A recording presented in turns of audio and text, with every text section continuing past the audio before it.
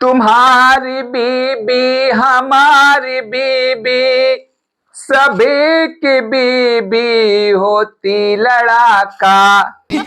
वो पता क्या कहती है?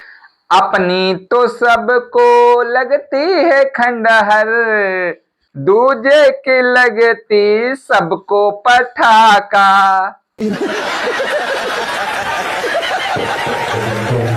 नमस्कार, मैं पप्पू कॉमेडियन रिंकू तेज कॉमेडी शो में आप सभी का हार्दिक स्वागत करता हूं।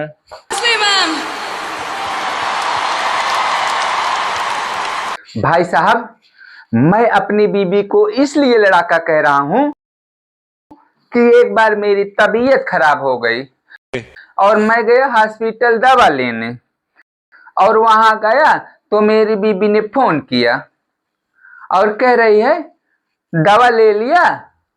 मैंने कहा हाँ दवा ले लिया। तो उसने कहा इंजेक्शन भी लगा। मैंने कहा हाँ इंजेक्शन भी लगा।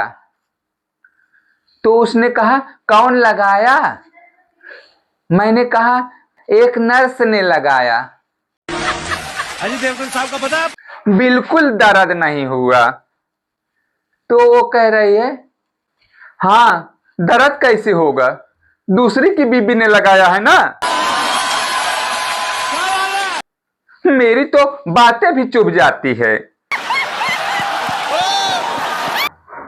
अब बताइए भैया मैं क्या करता, इसमें भी लड़ाई का बहाना ढूंढ लिया। भाई साहब सुनिए, मैं बताता हूँ आपको। ये घर के जो बूढ़ बुजुर्ग होते हैं ना, ये बड़े दोहरे चरित्र के होते हैं। घर का गार्जियन यदि शादी कराता है तो ठीक ठाक है, और यदि लड़का लड़की भाग कर शादी कर लिए और बाद में दोनों में अगर ना पटे, दोनों में लड़ाई झगड़ा हो, तो वर पक्ष और कन्या पक्ष दोनों यही कहेंगे कर लिए हो अपने मन का ना, तो भुगतो। अब इसमें मेरी क्या गलती है? मना कर रहा था ना। और यदि उनकी मर्जी से शादी हुई होगी तो ये कभी कुछ बोलेंगे नहीं। तब वो कहेंगे बेटा अपने कर्म को दोष दो।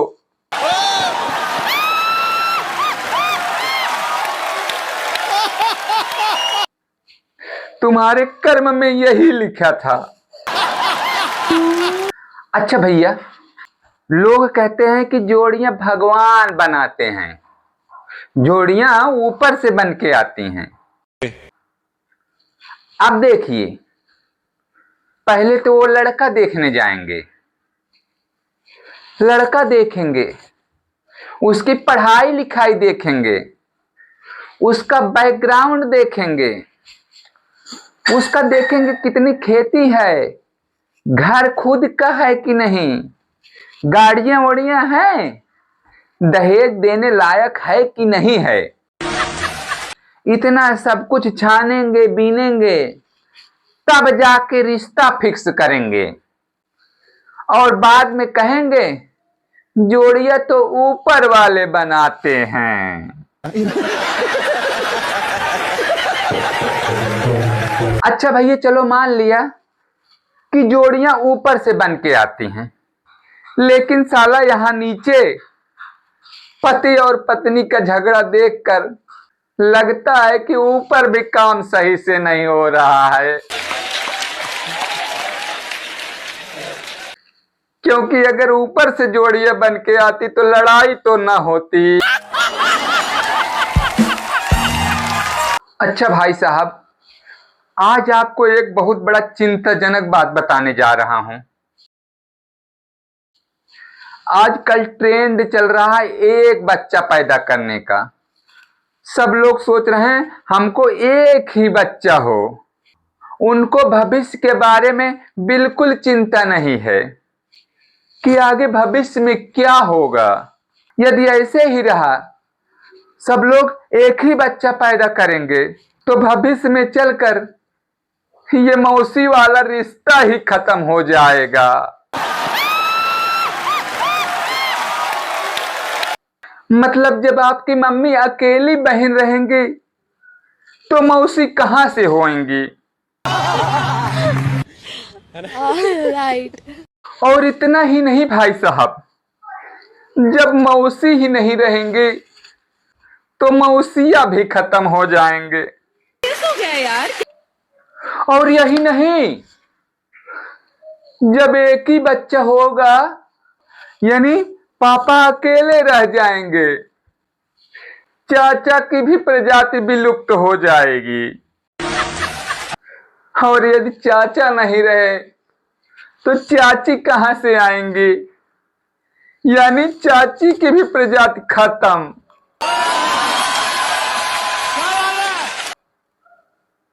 मौसा मौसी खत्म, चाचा चाची खत्म। और सबसे दर्दनाक बात भाई, यदि पिताजी अकेले रह गए तो बुआ की भी प्रजाति खत्म। और यदि भैया बुआ नहीं रही तो फुफ्फा कहां से होंगे, मतलब फुफ्फा की भी प्रजाति खत्म।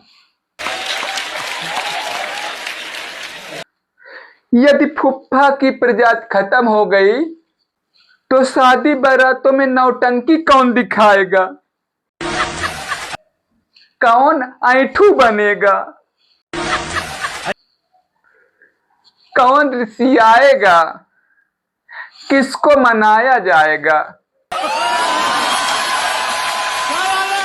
भाई साहब, यदि ऐसे ही रहा, एक बच्चे वाला ट्रेंडिंग ही रहा, तो सारी प्रजातियां ही खत्म, यानी सारे रिश्ते धीरे धीरे धीरे धीरे विलुप्त हो जाएंगे। न मौसी, न मौसा, न चाचा, न चाची, न बुआ, न फूफा, सारी प्रजातियां विलुप्त हो जाएंगी। इसलिए भैया, हमारे सभी से हाथ जोड़कर विनती है कि इस रास्ते पर न चलो। कम से कम 2 तो होना ही चाहिए, नहीं तो आगे चलकर क्या होगा आप ही देखेंगे और आप ही भुगतेंगे। अच्छा भाई साहब, जो लोग थोड़ा समझदार हैं वो 1 से तो 2 पे जाते ही हैं, और जाना भी चाहिए। कम से कम मौसी, चाची, बुआ की प्रजातियां तो बची रहेंगी। इतना ही नहीं, यदि पहले भी 2 की प्रथा होती तो भाई साहब आज मैं आपके सामने ना होता, क्योंकि मैं भी तीसरे नंबर का हूं।